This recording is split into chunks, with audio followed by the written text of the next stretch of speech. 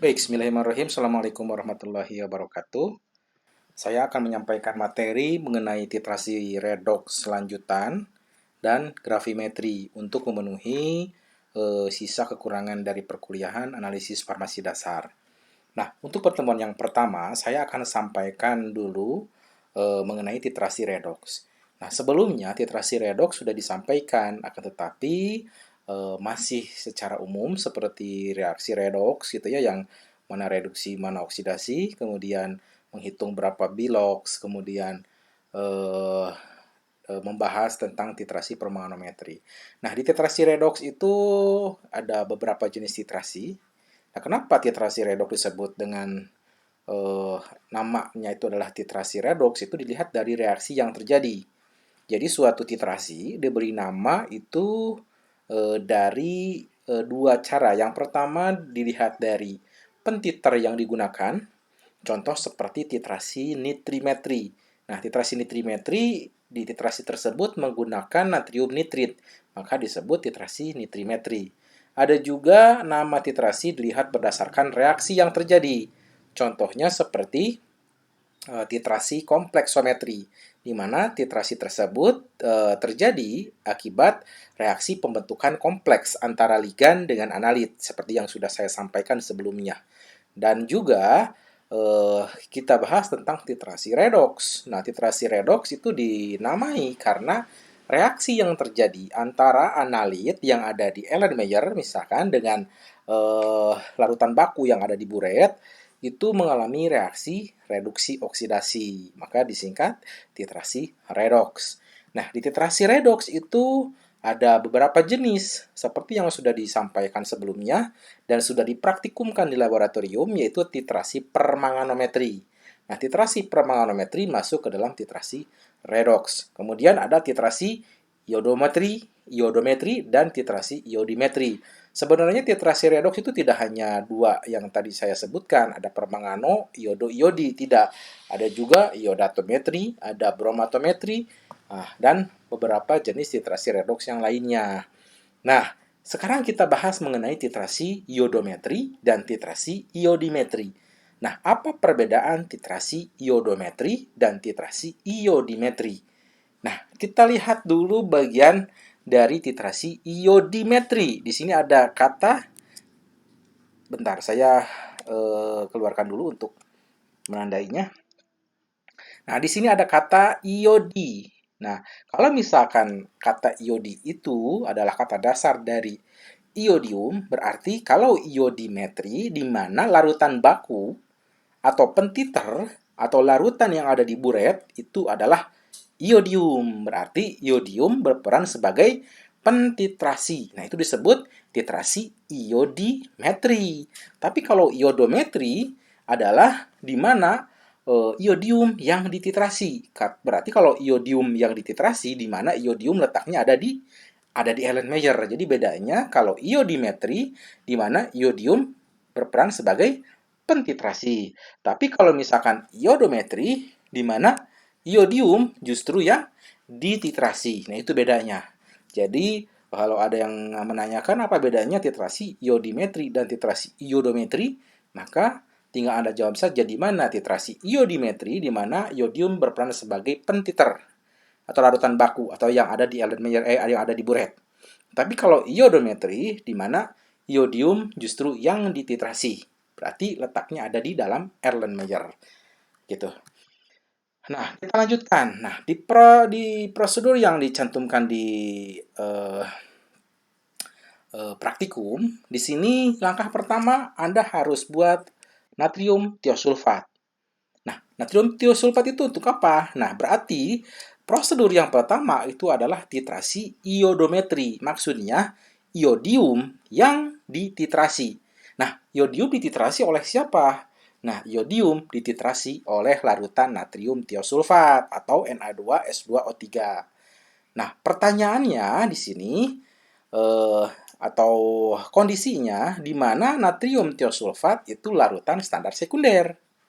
Nah, seperti yang sudah saudara-saudara ketahui, di mana suatu larutan standar sekunder ialah suatu larutan yang memiliki konsentrasi tidak tetap. Nah, siapa yang menyebabkan ketidaktetapan konsentrasi dari larutan standar sekunder adalah lingkungan. Jadi, konsentrasi 0,1 normal ini di sini pembuatan larutan Na2S2O3 0,1 normal. 0,1 normal itu adalah konsentrasi teoritis saja, di mana konsentrasi tersebut ditentukan berdasarkan hasil perhitungan. Tapi kondisi sebenarnya di laboratorium apakah pas tidak 0,1? Belum tentu. Karena tadi natrium tiosulfat masuk ke dalam larutan standar sekunder yang konsentrasinya akan selalu berubah dipengaruhi oleh lingkungan.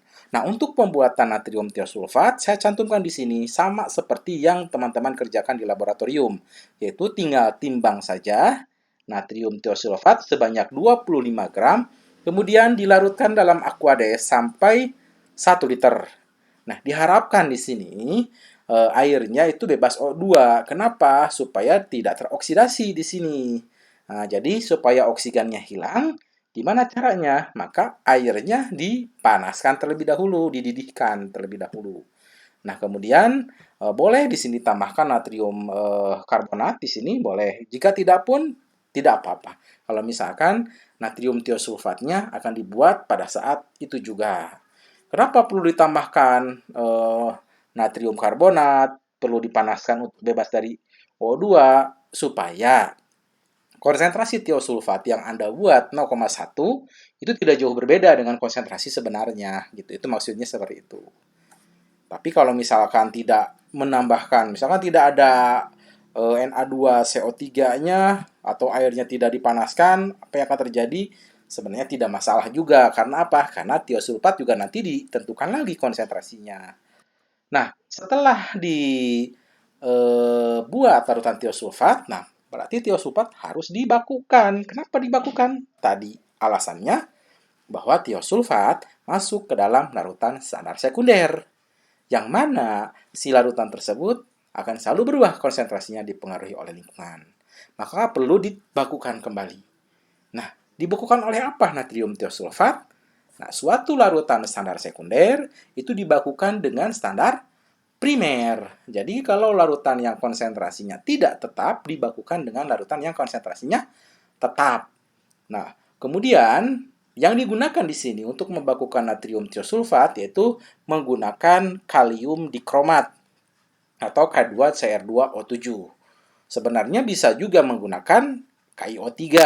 Nah, ini maksudnya titrasi iodatometri karena menggunakan potasium iodat. Nah, tapi di praktikum yang dikerjakan di laboratorium, dan saya supaya menjelaskannya sesuai dengan kondisi sebenarnya di lab, maka yang saya jelaskan adalah menggunakan K2CR2O7.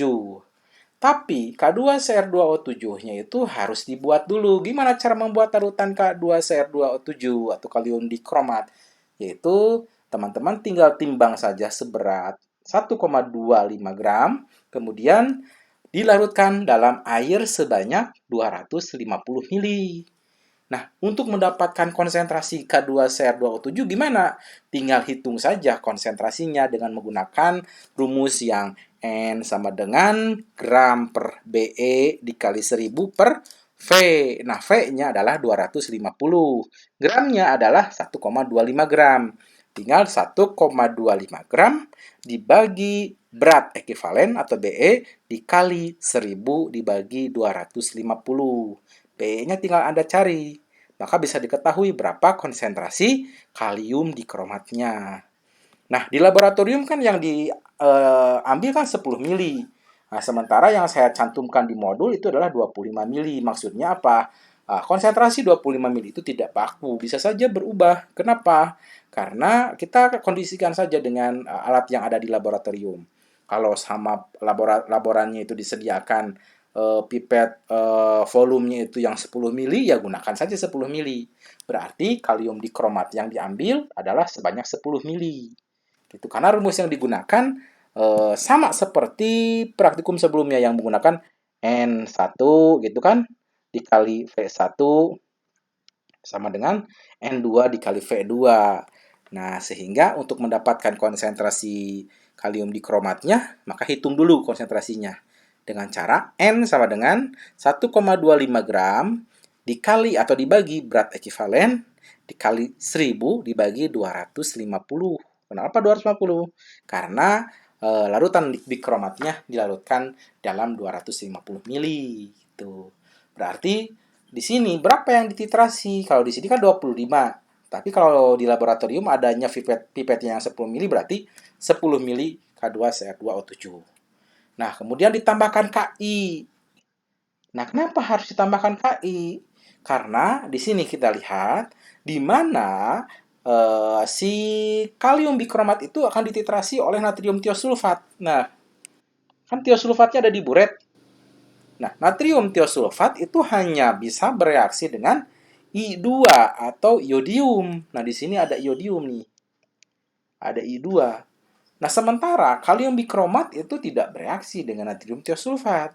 Sehingga maka dari itu di sini kalium dikromatnya atau bikromat K2CR2O7 ditambahkan Ki. Nah, ditambahkan Ki maka akan menghasilkan si Ki jika dilarutkan dalam air akan terionisasi menjadi K+ dan I-. Nah, si I- ini bereaksi dengan bikromat nih. Nah, bereaksi dengan bikromat dengan bantuan asam maka akan menghasilkan I2. Itu yang asalnya I- itu tidak berwarna menjadi berwarna coklat. Atau larutannya kemarin kalium dikromatnya warnanya orange atau jingga, tambahkan Ki sehingga menghasilkan warna coklat. Nah, warna coklat itu menandakan bahwa terbentuknya iodium atau I-. Nah, iodium itu warna seperti warna betadin. Karena di betadin itu kan isinya kan popidon iodin. Nah, nama lain dari iodium kan iodin. Nah, terbentuknya warna coklat itu tandanya bahwa larutan sudah menghasilkan I2. Nah, I2 yang terbentuk dititrasi oleh natrium tiosulfat gitu. Setelah dititrasi natrium tiosulfat yang asalnya warnanya coklat dititrasi dengan tiosulfat, satu tetes tiosulfat, warna coklatnya memudar terus sampai warna coklatnya hilang. Nah, titik titrasinya sebenarnya itu dari warna coklat, kemudian coklat muda, kemudian coklatnya hilang. Jadi di titrasi redox kita tanpa menggunakan indikator pun kita bisa. Tapi kalau misalkan kita mau menggunakan indikator juga boleh. Nah, di sini titrasi sampai dengan hampir mendekati titik titrasi atau warna kuning jerami. Warna kuning jerami itu maksudnya warna kuning kecoklatan. Di mana itu menandakan bahwa iodium tinggal sedikit.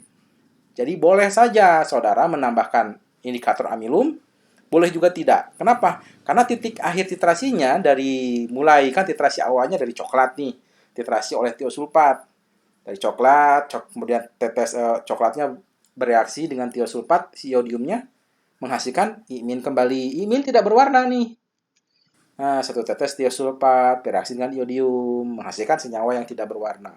Satu tetes tiosulfat bereaksi dengan iodium menghasilkan sesuatu yang tidak berwarna. Kalau misalkan lama-kelamaan iodiumnya habis kan bereaksi dengan tiosulfat. Jadi warnanya menjadi memudar dari coklat, coklat muda, coklat kekuningan. Nah, itu coklat kekuningan berarti tinggal sedikit iodiumnya. Satu tetes mungkin beberapa tetes dari tiosulfat itu warna kuningnya hilang. Warna kuning hilang itu menunjukkan bahwa I2-nya sudah habis. Jadi tanpa indikator pun boleh. Tapi gimana kalau ingin menggunakan indikator? Boleh silahkan. Tapi tunggu dulu sampai warna kuning kecoklatan atau kuning jerami.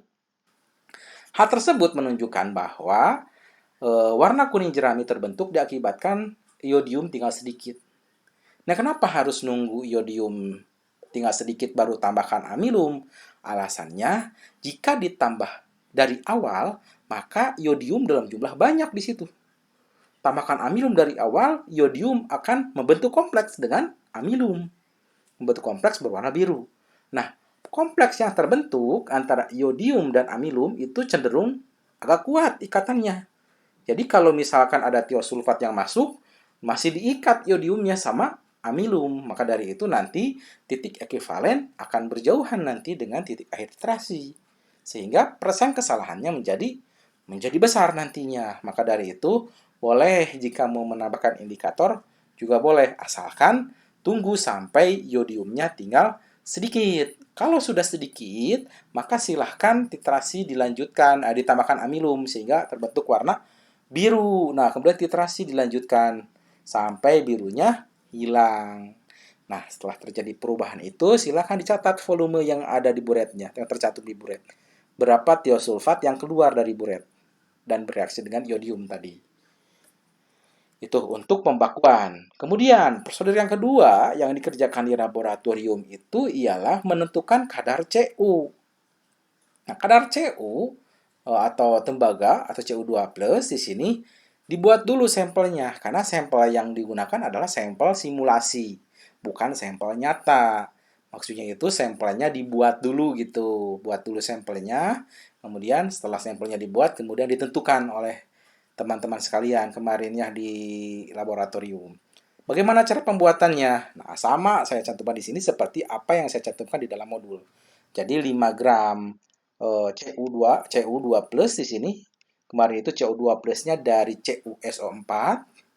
Nah, karena CuSO4 itu jika terionisasi akan menghasilkan Cu2 plus dan SO4, 2SO4 min. Nah, kemudian setelah CuSO4-nya dilarutkan, kemudian ditambahkan asam sulfat 4 normal sampai volume 250 mili. Nah, itu cara pembuatannya. Cara pembuatan sampel. CuSO4 itu warnanya biru muda. CuSO4 itu. Kalau warnanya cuma biru muda berarti menunjukkan bahwa di situ belum terbentuk I2. Nah, bagaimana supaya terbentuk I2? Nah, maka tambahkan Ki. Nah, kan kayak tadi kan, tambahkan Ki. Nah, di sini di mana 2Cu2 plus ditambahkan 4I min. 4I min dari mana? Dari Ki. Karena Ki terionisasi menjadi K plus dan I min. Sehingga mengalami reaksi reduksi oksidasi di sini. Sehingga si I min ini berubah menjadi I2. Nah, kalau sudah terbentuk I2, maka itu menunjukkan bahwa terbentuknya warna coklat pada larutan. Jadi yang asalnya warna biru muda ditambahkan Ki dan dengan pengkondisian asam, mau ditambahkan asam juga boleh, mau tidak juga nggak apa-apa karena di awal di sini sudah ditambahkan asam sulfat dengan konsentrasi yang sama. Jadi sampel diambil, misalkan kalau di sini 25 mili kan ya yang dititrasi. Nah, boleh 10 mili juga nggak apa-apa. Nah, di sini opsional saja. Kalau misalkan alatnya ada yang 25, pakai 25. Kalau alatnya yang 10 mili, ya pakai 10 mili. Kalau alatnya yang 5 mili, ya pakai yang 5 mili. Berapapun boleh. Karena volume sampel dihitung. Mau 5 mili, mau 10 mili, mau 25 mili juga boleh. Nah, kemudian setelah ditambahkan Ki, maka akan terbentuk I2. Nah, titrasi I2-nya. Nah, terbentuk I2 ditandai dengan warna coklat terbentuk di situ. Nah, I2-nya dititrasi oleh natrium tiosulfat. Berarti ini termasuk ke dalam titrasi iodometri karena iodium yang dititrasi. Kalau misalkan iodium yang mentitrasi atau iodiumnya ada di buret, maka disebut titrasi iodimetri. Kalau ini mah iodometri. Nah, tadi setelah I2 terbentuk, maka titrasi dengan tiosulfat. Sampai kapan? Sama titrasinya dari warna coklat. Iodiumnya kan warna coklat. Kemudian terbentuk coklat muda, kemudian coklatnya hilang atau coklat kekuningannya hilang. Kalau misalkan tanpa indikator ya seperti itu, dari coklat tua, coklat muda, coklat kekuningan sampai warnanya hilang. Warna hilang bukan berarti harus bening, bukan. Tapi warna yang dihasilkan dari I2 yaitu coklat itu hilang. Yaitu titik akhir titrasi jika tanpa indikator. Kalau mau menggunakan indikator sama pekerjaannya seperti tadi. Nah, dari coklat tua, titrasi dulu. Jangan dulu menambahkan amilum dari awal. Karena alasannya tadi. Jika menambahkan dari awal, maka otomatis akan dibentuk kompleks amilum dengan iodium atau I2. Nah, itu kompleksnya sulit lepas. Jadi, kalaupun ada tiosulfat masuk ke Erlenmeyer, maka tidak akan bereaksi dengan I2 karena I2-nya masih diikat oleh amilum. Nah, maka titrasi dulu. Titrasi dulu sampai iodiumnya tinggal sedikit. Tandanya warnanya sudah membentuk warna kuning kecoklatan. Kalau di sini tercantumnya itu terbentuk warna kuning jerami. Nah, warna kuning jerami itu menandakan bahwa iodium tinggal sedikit. Nah, baru ditambahkan amilum di situ. Terbentuk warna biru tuh. Titrasi lagi sampai birunya hilang. Nah, itu alasannya. Kenapa yang lain mah titrasi teh indikatornya ditambah dari awal? Kenapa yang ini mah titrasi indikatornya dia tambahkan di akhir atau mendekati titik akhir titrasi supaya persen kesalahannya tidak terlalu besar. Kemudian, yang terakhir pekerjaannya yang dikerjakan di laboratorium itu adalah menentukan kadar I2. Nah, menentukan kadar I2 ini adalah titrasi iodimetri. Kenapa disebut titrasi iodimetri? Di mana iodiumnya ada di buret gitu. Kemarin kan dikerjakan di laboratoriumnya kayak gitu. Di mana tiosulfat yang ada di buret keluarin dulu gitu kemarin kan. Kemudian dibilas dulu buretnya, kemudian dimasukkan iodium gitu. Jadi iodiumnya dimasukkan ke dalam buret. Nah, tadi perjanjiannya, jika iodium sebagai larutan baku atau larutan yang ada di dalam buret, maka titrasi ini termasuk titrasi iodimetri. Nah, bagaimana cara menentukan kadar I2? Nah, kalau di sini, di mana yang di buretnya terbalik, justru tiosulfat yang berada di buret. Tiosulfat diambil sebanyak 25 mili. Tadi samalah, opsional saja. Mau 25, mau 10 mili juga boleh. Kemudian masukkan ke Erlenmeyer, tambahkan amilum. Loh, kok di sini amilum boleh ditambahkan dari awal? Kenapa ditambahkan dari awal boleh? Karena di Erlenmeyer itu isinya adalah tiosulfat. Kalau tadi kan di dalam buret itu isinya I2 atau iodium. Tiosulfat dengan amilum itu tidak bereaksi apapun. Sehingga tidak akan mempengaruhi nanti terhadap uh, terhadap titik ekivalennya. Kalau tadi mah iodiumnya ada di Erlenmeyer karena titrasi iodium di Erlenmeyer, tiosulfat di buret. Sekarang iodium di buret, tiosulfat di Erlenmeyer. Karena di Erlenmeyer tidak ada iodiumnya, hanya ada tiosulfatnya saja, jadi boleh menambahkan amilum dari awal. Jadi titrasi, jadi iodium itu mentitrasi tiosulfat, sehingga menghasilkan sesuatu yang tidak berwarna. Jadi titik akhir titrasinya terbentuk warna biru di sini karena satu tetes iodium bereaksi dengan tiosulfat warnanya hilang. Satu tetes iodium bereaksi dengan tiosulfat warnanya hilang. Sampai kapan? Sampai tiosulfatnya habis. Kalau satu tetes saja iodium, tiosulfatnya nggak ada di Erlenmeyer, maka iodium tidak bereaksi dengan apapun. Dengan siapa iodium bereaksi? Iodium bereaksi dengan amilum. Nah, bereaksi dengan amilum menghasilkan warna biru. Nah, titik air titrasinya terbentuk warna biru jelas. Itu untuk titrasi iodimetri. Nah, mungkin teman-teman bisa membedakan apa titrasi iodi dan apa titrasi iodo. Nah, penggunaan titrasi iodometri dan iodimetri di bidang farmasi, apakah masih digunakan? Tentu saja masih. Titrasi itu bisa digunakan jika analit dalam sampel jumlahnya besar. Contoh misalkan Vitse 1000 mg, Antalgin 500 mg atau metampiron 500 mg. Bisa dengan titrasi iodometri atau iodimetri. Kenapa? Karena kadarnya besar. Vitse 1000 mg itu kadarnya besar, bisa dititrasi. Dan syaratnya, syarat titrasi atau syarat senyawa yang bisa ditentukan kadarnya dengan titrasi redox, syaratnya senyawa tersebut harus mudah teroksidasi atau mudah terreduksi. Apakah misalkan PITC itu mudah teroksidasi? Ya, sangat mudah teroksidasi. Maka dari itu, PITC sering digunakan sebagai antioksidan. Maka dari itu, penetapan kadar PITC bisa ditentukan dengan titrasi redox, salah satunya dengan titrasi iodimetri, di mana PITC dititrasi oleh iodium. Nah, persiapannya nih, bagaimana persiapan untuk menentukan kadar PITC dalam zat aktif atau dalam sediaan farmasi? Yang pertama, berarti saudara harus buat dulu iodiumnya terlebih dahulu. Kan titrasi iodimetri. Nah, di sini saudara bikin iodium terlebih dahulu. Bikin iodiumnya dengan cara, nih prosedurnya sudah ada. Timbang 12,69 gram, tambahkan KI 18 gram dalam 100 mili. Jadi prosedurnya timbang dulu KI. KI-nya 18 gram, ditambahkan Aquades sampai 100 mili. Aduk aja sampai larut. Setelah larut, baru nimbang I2 atau iodium. Iodium itu padat. Iodium itu sulit larut dalam air. Diaduk beberapa jam pun itu tidak akan selesai proses melarutnya. Karena sangat sulit larut dalam air. Maka ditambahkan KI dulu. Tambahkan KI supaya membentuk larutan I2. Jadi mudah larut setelah ditambahkan Ki. Kemudian pembuatan indikator. Nah, indikator di sini keterangannya dibuat segar. Dibuat segar itu bukan berarti ditambahkan sesuatu yang menyegarkan, bukan, tapi dibuat sesaat sebelum digunakan. Itu dinamakan segar. Nah, kenapa harus dibuat dalam keadaan segar? Karena amilum itu merupakan indikator alami. Nah, indikator alami itu kan mudah rusak berarti. Apa yang menyebabkan kerusakan terhadap indikator alami ini seperti amilum? Yang pertama, ya kelembaban. Yang kedua adalah mikroorganisme. Jadi bisa terurai, tidak menjadi amilum lagi, tidak panjang rantainya.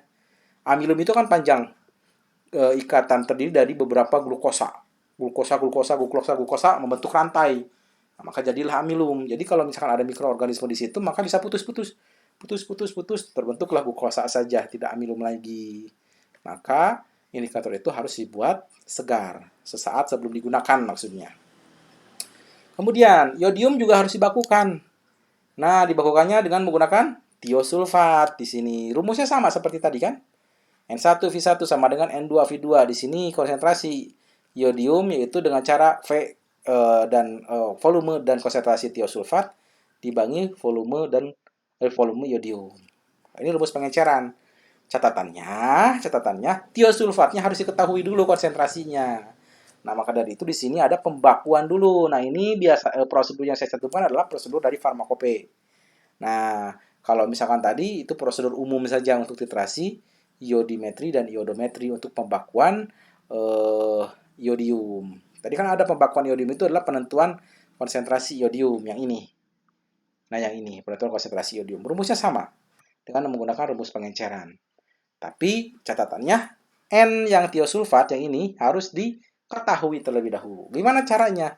Kalau di prosedur sebelumnya tiosulfat dibakukan dengan kalium bikromat, tapi kalau di sini tiosulfat dibakukan oleh KiO3. Nah, supaya ada pembeda di sini.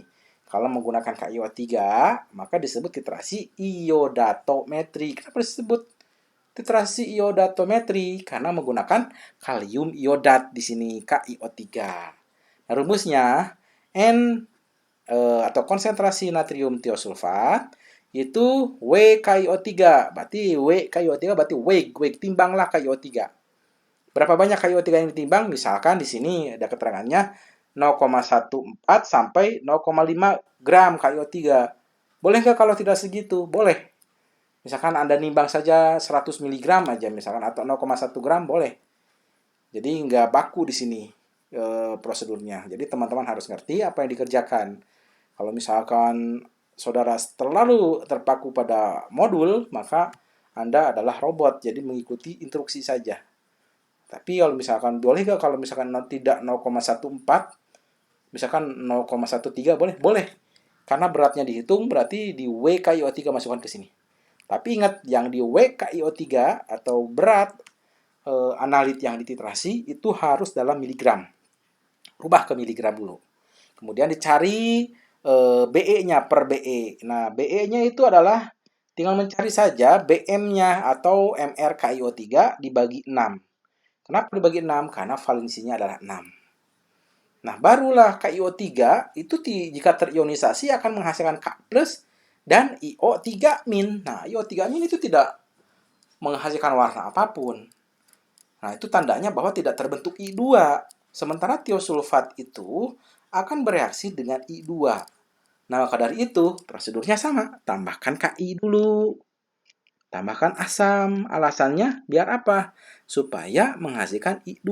Nah, sisa I2 atau I2 yang terbentuk dititrasi oleh tiosulfat. Nah, itu prosedur yang sama seperti tadi. Nah, reaksinya seperti ini. KiO3. Nah, ditimbangkan tadi, tambahkan Ki, akan menghasilkan I2. Nah, I2 yang terbentuk itu menghasilkan warna coklat di situ. Nah, warna coklat yang dihasilkan itu menandakan adanya I2. Nah, I2 yang terbentuk dititrasi oleh tiosulfat menghasilkan NaI. Ini senyawa yang tidak berwarna. NaI dan Na2S4O6. Aduh. Larutan yang tidak berwarna.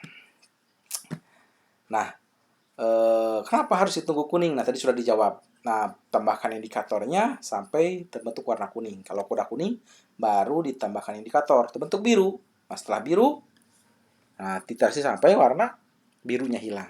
Tapi kalau tanpa indikator, jadi warnanya coklat nih. Coklat kan terbentuk I2 itu warna coklat. Kemudian dititrasi oleh tiosulfat, satu tetes tiosulfat bereaksi dengan I2. Satu tetes tiosulfat bereaksi dengan I2.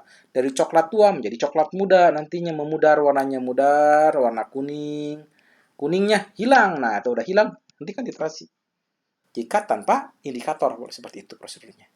Tapi kalau pakai indikator, maka jangan menambahkan indikator dari awal tadi kan. Jangan menambahkan amilum dari awal. Alasannya tadi, karena ikatannya kuat, kompleks indikator amilum dan I2 sangat kuat. Jadi titrasi dulu sampai warna kuning. Tunggu dulu sampai kuning nih. Kalau tadi mah kuning jerami gitu ya. Atau kuning kecoklatan. Kemudian baru tambahkan amilum. Nah, kemudian titrasi sampai warna biru hilang. Itu. Terus, bagaimana pengaplikasian terhadap sampel? Nah, sampel asam askorbat. Asam askorbat itu nama lain dari Fitse. Nah, Fitse itu ditentukan kadarnya dengan menggunakan titrasi iodimetri. Nah, di farmakope biasanya ada kesetaraan seperti ini. Ada kesetaraan 1 mili iodium 0,1 normal sebanding dengan 8,806 mg asam askorbat.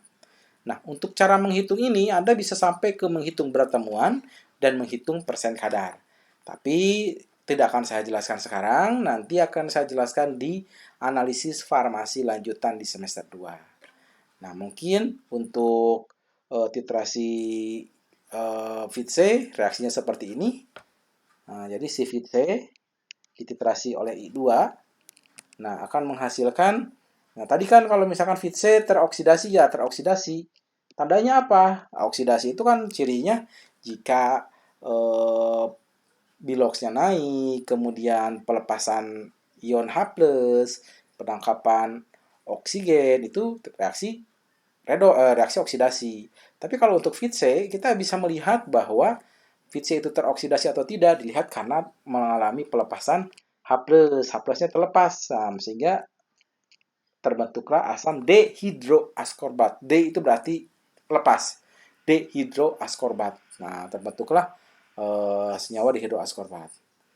Nah, di Fitse dititrasi oleh I2 menghasilkan atau mengalami reaksi reduksi oksidasi. Satu tetes I2 bereaksi dengan Fitse. Satu tetes I2 bereaksi dengan Fitse. Kapan titrasi selesai? Ya sampai Fitse-nya habis. Kalau Fitse-nya sudah habis, maka satu tetes iodium itu tidak akan bereaksi dengan Fitse karena Fitse-nya sudah habis bereaksi menghasilkan asam dehidroaskorbat. Nah, sehingga satu tetes saja I2 berlebih, maka I2 mau tidak mau bereaksi membentuk kompleks dengan amilum, menghasilkan warna biru. Nah, itu titik akhir titrasinya. Nah, untuk titrasi redoks, iodo, dan iodi, saya cukupkan sekian, tapi akan saya lanjutkan ke grafimetri supaya pertemuannya selesai. Jadi saya menyerahkan dua pertemuan sekaligus, yaitu titrasi redoks, iodometri, dan iodimetri, dan grafimetri. Nah, untuk grafimetri, saya akan sampaikan saat ini juga. Nah, di sini grafimetri. Jadi, suatu analisis kuantitatif konvensional. Kenapa disebut konvensional? Karena menggunakan alat-alat yang konvensional, yaitu hanya alat-alat gelas saja atau alat-alat yang umum ada di laboratorium analisis seperti alat Mayer, gelas kimia, batang pengadu, buret. Itu adalah analisis konvensional. Alat itu biasanya digunakan. Jadi dari awal si metode itu dikembangkan sampai saat ini caranya sama, maka disebut metode konvensional. Nah, di analisis konvensional yang kuantitatif atau penetapan kadar itu ada dua. Yang pertama ada titrasi, ada juga grafimetri. Nah, titrasi nama lainnya adalah volumetri atau titrimetri. Nah, kenapa disebut titrasi itu disebut volumetri? Karena pengamatannya dititik beratkan pada volume pentiter yang keluar dari buret. Nah, kalau grafimetri itu seperti apa? Nah, kalau grafimetri di sini ada kata dasarnya, yaitu ada kata dasar grafi. Kata dasar grafi itu dari kata gravitasi. Nah, grafi ini. Kalau misalkan sesuatu yang berkaitan dengan percepatan gravitasi, maka dari itu metode tersebut ada kaitannya dengan massa, berarti analitnya ditimbang. Nah, itu dinamakan gravimetri. Seperti apa gravimetri itu? Nah, gravimetri atau analisis gravimetri merupakan salah satu metode analisis kuantitatif dengan penimbangan. Nah, karena ada kata grafi di situ. Tahap awal analisis gravimetri adalah memisahkan komponen lain nah, dalam suatu sampel, kemudian dilakukan pengendapan.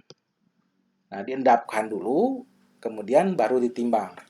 Contoh misalkan seperti ini. Air Sungai Cimanuk itu sudah terkontaminasi dengan limbah dari beberapa industri, rumah sakit, dan industri rumah tangga. Limbah yang ada di air Sungai Cimanuk itu salah satunya adalah timbal atau PB. Maka berapa kadar PB yang ada di dalam air sungai tersebut? Misal ini baru misal. Maka saudara ambilkan air sungainya sebagai sampel. Kemudian Anda lihat, loh kok PB-nya nggak ada. Metode apa yang Anda mau cari? Atau yang Anda akan gunakan? Metode gravimetri. Gravimetri tadi apa? Ditimbang. Jadi menghitung kadar PB dengan ditimbang. Gimana cara nimbang PB-nya? Gitu. Supaya PB-nya bisa ditimbang, maka PB-nya diendapkan terlebih dahulu. Endapkan. Nah, kalau udah diendapkan ya tinggal disaring. Setelah disaring, nah residunya ditimbang gitu. Itu dinamakan gravimetri. Jadi menghitung kadar analit dengan cara penimbangan. Kemudian, pengukuran dalam metode gravimetri adalah dengan menimbang banyaknya komponen yang dianalisis ditentukan dari hubungan antara berat sampel yang hendak dianalisis, massa atom relatif, massa molekul relatif, dan berat endapan yang dihasilkan. Jadi, poin-poin itu yang harus dikumpulkan oleh Anda pada saat melakukan gravimetri. Yang pertama, unsur atau analit apa yang akan kita hitung. Misalkan yang kemarin dipraktikumkan adalah barium. Berapa atom relatif atau AR dari barium. Yang kedua, endapan yang terbentuk itu adalah endapan apa? Kalau misalkan yang terbentuk itu adalah endapan BaSO4, maka cari berapa MR dari BaSO4. Kemudian ditimbang berapa endapannya, kemudian dihitung berapa kadarnya. Nah, persyaratan dari gravimetri, syaratnya yang pertama harus bisa diendapkan paling sedikit 99%. Jadi kalau ada ion barium dalam larutan, Anda harus bisa mengendapkan barium kurang lebih kalau bisa mendekati 100%. Kemudian syarat yang kedua, selain harus terendapan sebanyak 100%, endapan yang terbentuk harus cukup murni dan dapat diperoleh dalam bentuk yang cocok untuk pengolahan selanjutnya. Nah, pengolahan selanjutnya apa? Karena mungkin ada proses penyaringan, selain endapan harus disaring. Di mana ukuran partikelnya itu harus lebih besar daripada pori-pori saringan gitu. Kemudian tidak mudah larut kembali. Kemudian stabil pada saat dipanaskan karena ada proses pemanasan pada pada gravimetri. Maaf. Nah, teknik gravimetri terdiri dari metode. Yang pertama ada pengendapan, yang kedua ada penguapan, yang ketiga ada elektrolisis. Nah, sekarang yang pertama adalah metode pengendapan. Yang Anda kerjakan di laboratorium itu adalah metode pengendapan, di mana Anda mengendapkan analit. Jadi kemarin prosedurnya, di sini ada prosedurnya. Nah, timbang, ini prosedur yang dikerjakan di laboratorium nih, yang Anda kerjakan. Ini prosedur ini sama seperti yang saya cantumkan di modul. Timbang 0,3 gram. Berarti Anda harus buat sampel dulu. Bikin sampel dulu. Sampelnya apa nih? Nah, kemarin barium ya, berarti timbang garam barium. Contoh itu nama lain dari sampel. Timbang sampel garam barium. Dari BaCl2 kemarin ya. Dari BaCl2. Kemudian dilarutkan dalam Aquades. Sampai 100 mili nih volume pengencerannya. Itu jadilah sampel. Jadi yang barium ditambahkan air, dilarutkan, kemudian itu terbentuk sampel. Nah, itu dianggap sampelnya. Nah, kemudian si barium tersebut ditambahkan HCl pekat sebanyak 1 mili, kemarin gitu kan? Tambahan HCl pekat 1 mili sampelnya. Ada sampel yang isinya ada bariumnya, tambah HCl di situ. Nah, setelah itu kemudian dipanaskan di sini. Panaskan di gelas kimia. Berarti gelas kimianya ada dua. Satu isi garam barium, satu isi asam sulfat di sini. Asam sulfat yang 0,1 normal. Satu asam sulfat, satu garam barium atau sampel. Tapi sebelumnya si sampelnya ditambahkan HCl. Tambah HCl kemudian dipanaskan dua-duanya. Setelah dipanaskan, kemudian dicampurkan masing-masing larutan tersebut. Campurkan, maka akan mengalami reaksi dan terbentuk endapan. Endapan itu yang akan kita timbang. Nah, itu dinamakan teknik gravimetri. Nah, di sini endapan yang telah ditimbang, yang telah mengendap, kemudian sebelum ditimbang kan harus disaring dulu. Saring dulu si larutannya, kemudian nanti endapannya akan berada di saringan. Nah, akan tertahan di saringan, kemudian bisa ditimbang. Gimana caranya? Hilangkan dulu saringannya, kertas saringnya dihilangkan. Bagaimana cara menghilangkan kertas saring? Ya dengan cara dipanaskan, dipijarkan pada suhu 600 derajat.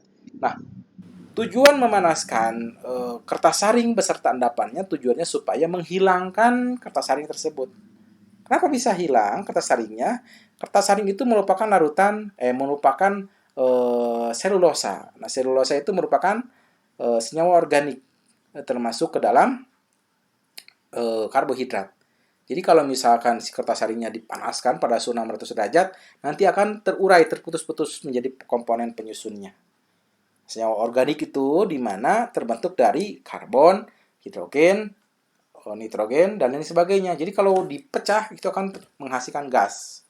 Jadi akan menguap, kertas saringnya hilang. Nah, di sini. Lakukan pengerjaan selama 15 menit. Kemarin kalau 15 menit tidak akan cukup.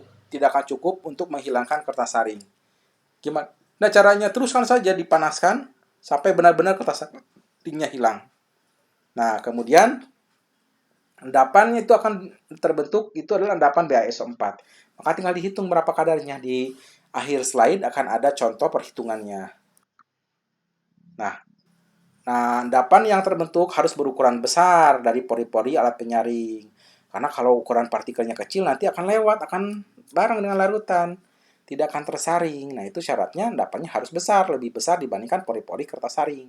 Kemarin kertas saring yang digunakan adalah kertas Whatman. Nah, kemudian yang kedua adalah metode penguapan. Kalau penguapan berarti diuapkan dulu senyawa yang kita tidak inginkan diuapkan.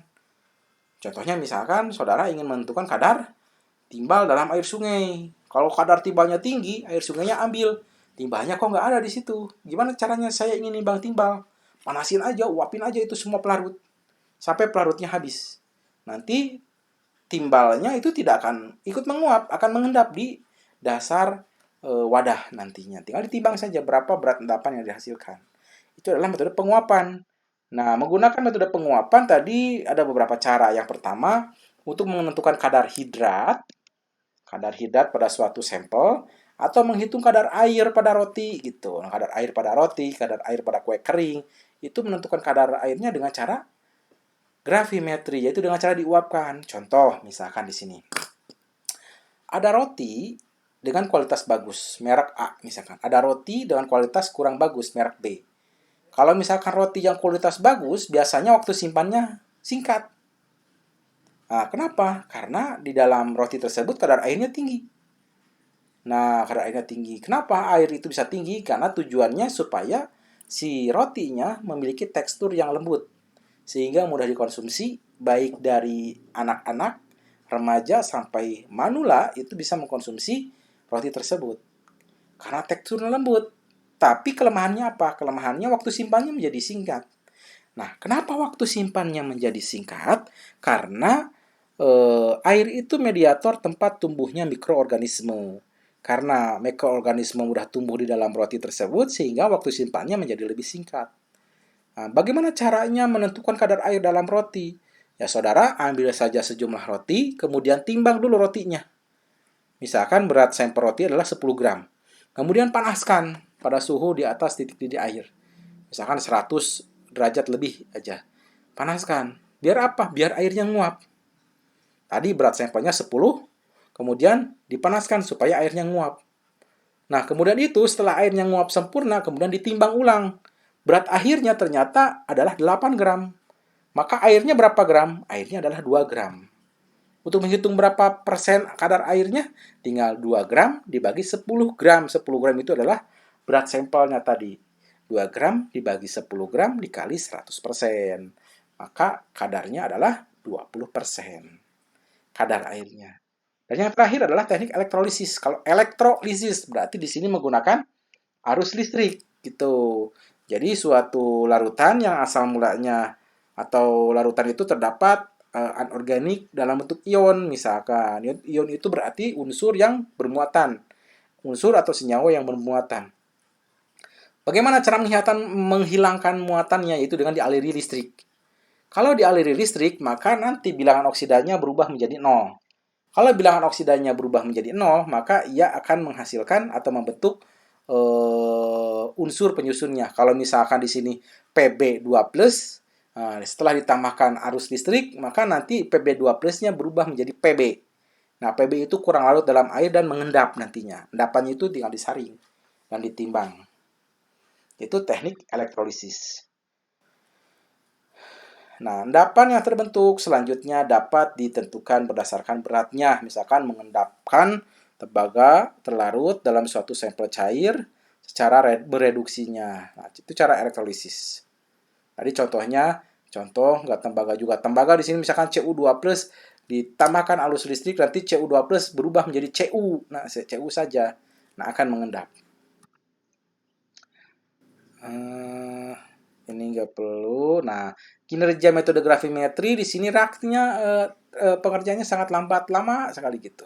Beda dengan titrasi, kita ingin menentukan kadar bisa dilakukan dengan cepat. Beda dengan gravimetri, sudah lama terbentuk endapan, nah mempertahankan endapannya seperti apa, proses penyaringannya juga lama, kemudian dipanaskan di dalam tanur, dipijarkan juga tidak membutuhkan waktu yang singkat. Bisa saja 6 jam, bisa saja 1 hari, dan bisa saja beberapa hari. Supaya kertas seringnya tadi hilang. Tapi kelebihannya apa? Tidak memerlukan kalibrasi. Jadi kan ada hasil didasarkan pada berat molekul. Kelebihannya. Akurasinya 1-2 bagian per 1000. Itu keakuratannya. Sensitivitasnya lebih besar dari 1%. Selektivitasnya tidak terlalu spesifik. Berarti ini kelemahannya. Tidak terlalu spesifik. Jadi bisa saja misalkan di dalam sampel itu saya ingin menentukan kadar Cu misalkan dengan metode elektrolisis. Aliri itu larutannya dengan listrik. Mungkin kalau Cu-nya bisa ngendap dari Cu2+ menjadi Cu ngendap. Tapi kalau ada analit lain yang sama dalam bentuk ion gimana? Ada Cu, ada Pb, misalkan ada Al yang memiliki ion di aliri listrik, itu juga akan ikut ngendap. Nah, maka selektivitasnya tidak terlalu spesifik di titrasi di gravimetri ini, di analisis gravimetri. Prosedurnya. Nah, tadi prosedurnya yang pertama ada penyiapan, pengendapan, penyaringan, pembilasan atau pencucian, pengeringan atau pemanggangan, baru ditimbang dan dihitung terakhir. Nah, agen pengendap. Nah, agen pengendap itu zat yang bisa mengendapkan analit. Agen pengendapnya biasanya agak kurang spesifik tadi kelemahannya. Tapi agen pengendap itu diharapkan spesifik walaupun jarang atau bahkan tidak ada agen pengendap yang benar-benar spesifik hanya bisa mengendapkan satu analit. Nah, ukuran partikelnya harus memiliki ukuran lebih besar dibandingkan alat untuk menyaring tadi. Nah, kalau dalam bentuk ion itu ukurannya sangat kecil sekali, yaitu 10 pangkat berapa ini? 8 ya? Pangkat 6, pangkat 5 cm. Atau angstrom, kalau angstrom misalkan satuannya boleh pakai angstrom, boleh pakai cm. Tapi kalau misalkan partikel koloid ini udah bisa disaring.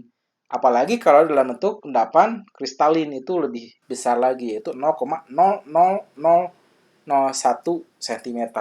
Lebih besar. Itu tidak akan lewat dari kertas saring. Catatannya, makin besar ukuran partikel atau endapan lebih besar dari kertas saring atau alat penyaring itu lebih bagus. Ada contoh nih. Suatu sampel senyawa ionik seberat, nah berarti berat sampelnya segini. Ini berat sampel. 0,5662 gram. Yang mengandung ion klorida dilarutkan. Contohnya misalkan ion kloridanya seperti NaCl, misalkan itu mengandung ion klorida. Jadi sampelnya itu Cl-nya. Anda ingin menentukan kadar Cl misalkan. Dengan cara mengendapkan si Cl-nya. Nah, tadi berat sampelnya 0,5662 gram. Kemudian sampel tersebut ditambahkan AgNO3. Nah, AgNO3 itu akan bereaksi dengan Cl menjadi AgCl. Nah, AgCl itu sudah larut dalam air sehingga akan mengendap. Nah, endapannya dihitung beratnya berapa. Nah, bila berat endapan dari Cl yang terbentuk adalah, nah ini berat endapan. Ini berat sampel, ini berat endapan. Nah, kalau berat endapannya 1,082882, maka hitung berapa persen kadar Cl-nya gitu. Nah, ini diketahui. Berat endapannya segini. Ini berat endapan. Berat sampelnya segini. Nah, kemudian dicari MR-nya nih, cari MR-nya, MR AgCl. Dicari MR AgCl dan dicari AR-nya juga. Kenapa? Karena kita harus menghitung faktor gravimetri di mana AR dari Cl yang ingin kita cari berapa kadarnya dibagi MR dibagi molekul yang menghasilkannya. Karena si Cl dalam sampel dengan AgNO3 direaksikan akan menghasilkan AgCl. Nah, maka dari itu di sini hitung MR-nya juga. Nah, faktor gravimetri berarti 0,35,45 itu adalah AR dari Cl dibagi 143,4 itu adalah MR dari AgCl. Jadi masukkan ke sini nih faktor gravimetri. Nah, berarti faktor gravimetri dikalikan berat endapan. Ini berat endapannya berapa? Ini berat endapan. Nah, dibagi berat sampel. Berat sampelnya 0,5662 dikali 100%. Maka kadarnya sekian. Nah, untuk menghitung berapa kadar barium kemarin di praktikum. Barium kan yang dihasilkannya dalam bentuk apa? Dalam bentuk BaSO4 tadi. Di sini dalam bentuk BaSO4. Nah, dalam bentuk BaSO4. Berarti cari dulu faktor gravimetrinya, yaitu mencari ARBA dan mencari MRBaSO4 gitu. Ini contohnya. Contoh yang saya lampirkan di pertemuan kali ini tentang gravimetri. PowerPoint-nya habis, saya cukupkan sekian. Kurang dan lebihnya saya minta maaf. Wabillahi taufiq wal hidayah. Wassalamualaikum warahmatullahi wabarakatuh.